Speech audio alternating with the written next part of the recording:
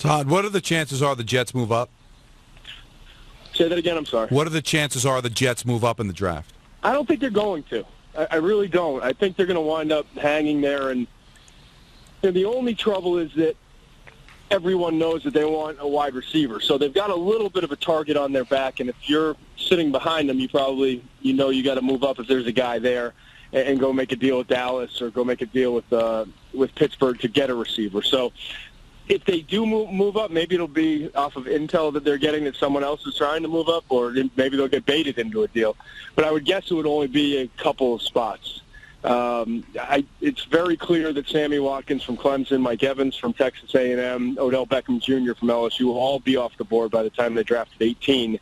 And I think it comes down to Brandon Cooks is a possibility from Oregon State, and he'd be a great – that to me would be the most realistic, best option for the Jets. And if not, then it's, you look at Marquise Lee, and some teams like him a little bit more than others. If you trust the 2012 tape and 2011 tape, then you're getting a, potentially first half of the first round type of receiver. If you just go off this past year, you're getting more of a second, third round receiver. So it's a little bit of risk there, but certainly Marquise Lee has shown that he could be an impact player and a difference maker. The Giants could use a tight end. Will there be one available at 12? There could be. Eric Ebron could be available. The Buffalo Bills, if they're sitting at 9 and they can't get a deal done to move up or then to move back, I think they would take Ebron at number 9. I don't think the Giants are going to take him, though. I really don't. I think they'll pass, and I think they'll go offensive line. I think if Zach Martin from Notre Dame is there at number 12, they'll wind up taking him for the versatility that he brings and the fact that he's ready to go right away. And I know it's not a sexy pick, and I know they took an offensive lineman last year, but got to keep Eli upright if you're going to have a chance to win. And once these tackles run out, and I'm talking the top 6, maybe you could stretch it to 7 tackles. They're all going to be off the board in the top 45 picks or so.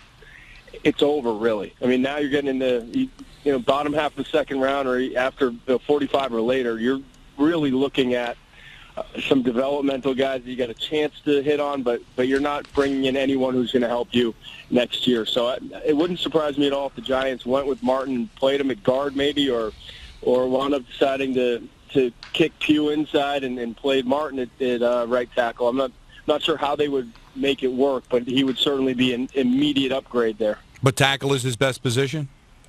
I think so. He played left tackle. He can play right tackle, and the only issue with him is he has, I would say, kind of average arm length, and so he doesn't have the longest arms. A little bit longer than Pugh's, though, I believe. And so, but other than that, I mean, the guy is experienced. He's technically sound. He's physical. He's not an elite athlete, but he's just a notch below. I would say, if you were asking me to come up with a list of 2 or 3 guys that are, as we get closer, not that they're rising up the board, but teams are just coveting more than anyone else because they realize how safe they are and how little risk there is with these guys. I would put Martin in the list. Probably Odell Beckham Jr. is another guy, too. I mean, we know about the top 4, with Jadeveon Clowney and Greg Robinson at offensive tackle, Sammy Watkins at wide receiver, Khalil Mack at outside linebacker. After that, you've got a few more tackles. You got Mike Evans from at the wide receiver position from A&M.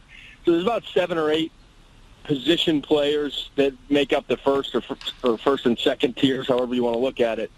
And then when you get into that next group, I think Odell Beckham Jr. and Zach Martin are kind of at the top of that next tier. And there are a lot of teams that would like to bring in one, if not both of those guys. And I think it's going to be interesting to see if they'll last to number 12, if Martin will even be there. So it's going to be, it all really comes down to the quarterbacks when it's all said and done. If you're a Giants fan, a Jets fan, if you're a team, any team from pick 9 on, you're just praying for Blake Bortles and Johnny Manziel and some people are talking about Derek Carr, to throw them all in there. You really want those quarterbacks to come off the board because then it helps obviously drop some of these other really strong values at positions down to where you're drafting. And the Giants are right in that mix. I think that they really need a couple of quarterbacks to come off the board.